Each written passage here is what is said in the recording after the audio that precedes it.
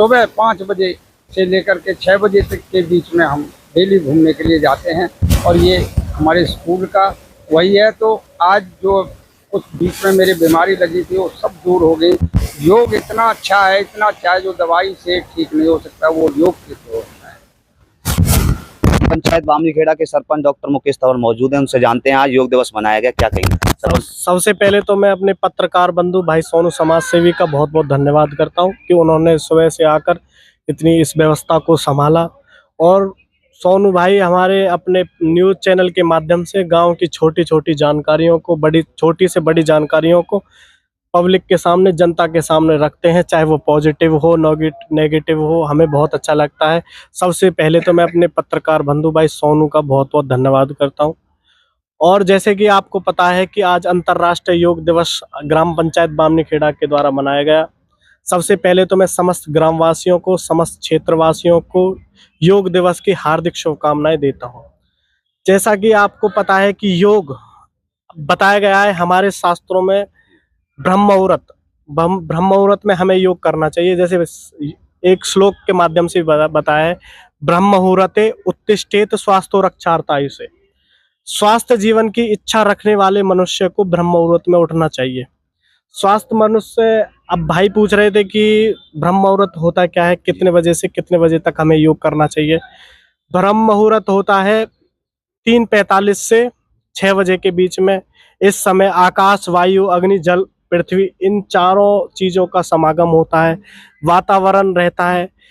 इस मुहूर्त को त्यागने वाला मनुष्य कभी धनवान, ज्ञानवान नहीं हो सकता। इस जो यह जो वातावरण समय है, जो 3:45 से और 6 बजे का समय है, जो विद्यार्थी हैं वो अपना पढ़ाई लिखाई करें। ये विद्या अध्ययन का सबसे अच्छा टाइम होता है। इस समय वातावरण शुद्ध रहता है तो दिमाग पर मानसिक संतुलन बना रहता है।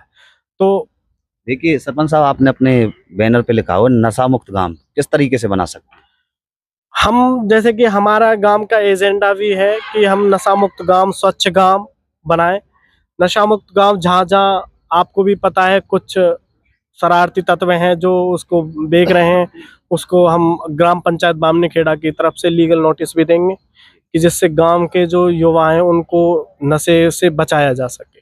और हम समय समय पर एक अवेयरनेस कार्यक्रम भी करेंगे, जिससे लोगों को बताएंगे कि शराब के द्वारा क्या होता है, नशे से क्या दुष्प्रभाव होते हैं जीवन पर, उसके बारे में हम अवेयरनेस के माध्यम से इसको करेंगे। दर्शकों देखिए, इनका स्पष्ट तौर पर लोगों को संदेश है कि नशा मुक्त गांव कैसे बने, स्वच्छ बामनीखेड़ा कैसे बने। जिला प्रशासन भी सभी से आग्रह करता है कि नशा मुक्त सभी हों। और देखिए मास्टर पवन जी मौजूद हैं, उनसे जानते हैं। पवन जी, क्या कहेंगे, आज योग किया आपने? देखिए सोनू जी, पहले तो मैं आपकी टीम का धन्यवाद करता हूं कि आप ऐसी पॉजिटिव एनर्जी के साथ हमारे गांव को और एरिया को आप दिखाने का काम करते हो, क्योंकि कहीं ना कहीं जैसा हम देखते हैं वैसा हमारा मन होता है। आप इस तरह की पॉजिटिविटी दिखाते हो कि लोग एकदम पॉजिटिव हो जाते हैं। और आज आपने सुबह से ही लगभग 5:30-6 बजे के करीब से योगा डे का जो कार्यक्रम है उसको कवर किया है। और आज हमने योगा किया, आपने देखा होगा कि सैकड़ों की संख्या में यहाँ पे लोग मौजूद थे और काफ़ी मतलब उत्साहित थे। अगर ये एनर्जी हमें डेली देखने को मिले, क्योंकि कहीं ना कहीं जो हमारी पॉजिटिविटी है, आप देख रहे होंगे कि भाई सरपंच साहब भी हमारे बीच में, जिला पार्षद भी, और भी अन्य गांव के मुख्य लोग मौजूद थे, पंचायती भी मौजूद थे। तो हमें डेली बेसिस पे योग करना चाहिए अगर हमें शरीर को अपने को स्वस्थ रखना है। ये किसी और के लिए नहीं है।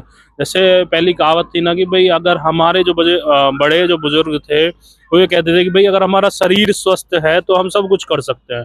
ठीक है, जो विद्या, एक तो विद्या का ज्ञान है वो नहीं बढ़ता, एक अपना शरीर के लिए जो हम मेहनत करेंगे वो कभी कहीं बढ़ती नहीं है।